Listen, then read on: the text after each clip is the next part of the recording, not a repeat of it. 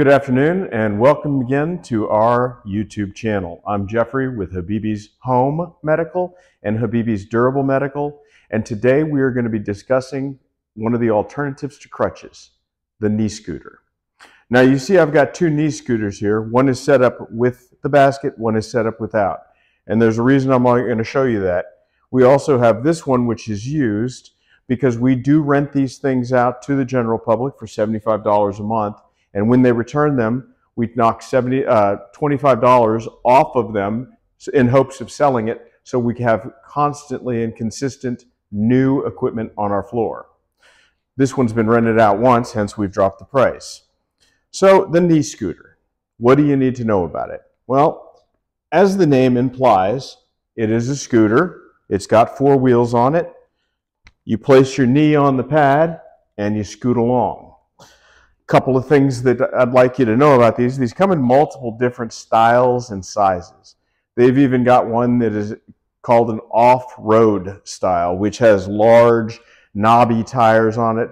But the problem with those tires that we have found in the past is that they get punctures in them, and then we have more problems, and our patients have more problems, especially if they do it on a weekend when nobody can help them out. So we have settled on this particular model, which is a standard model. But there are some features that I'd like to highlight and show you and things that I'd like you to look out for. Now, you can definitely go on an Amazon or a Walmart.com and find one of these. We also have them at gohhm.com. But I'd like you to look out for a couple of things because there are definitely knee scooters that are less expensive, but they're missing some key features. First feature I'd like to show to you is the handbrakes. As you can see, this particular model has two brakes, and either brake on this model will actuate the rear brake pads. Now, the reason that this is important is due to the fact that if you are injured on one side or you're a hemiplegic, meaning you are half paralyzed, and the brake is set to just one side and you don't have use of that side, this may be a big waste of money, but with the two brakes, it allows you to actuate the brakes with either hand.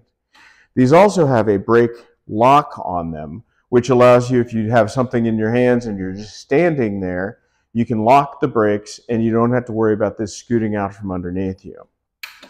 Now, I showed you this one without the brake without the basket on the front for a reason. As you can see, these fold down, and I'm pulling this to the side, and they're quite compact. This makes them very easy to lift up and load into your car. The problem with these is when you get the basket on here and you try and take them to fold these up, well, they don't fold quite so compact. And generally speaking, when we get these things back, that's usually the one thing that we get the complaints about.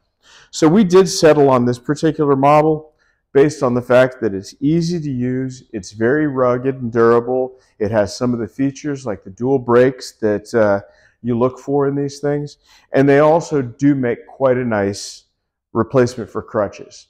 Now, generally speaking, these are not covered by Medicaid or Medicare. Oddly enough, there's a billing code for them, but they're generally not covered by 90% of insurances. So if you do go to your local DME supplier for one of these, expect to pay out of pocket for it. As I mentioned, we do have one of these on our website at gohhm.com.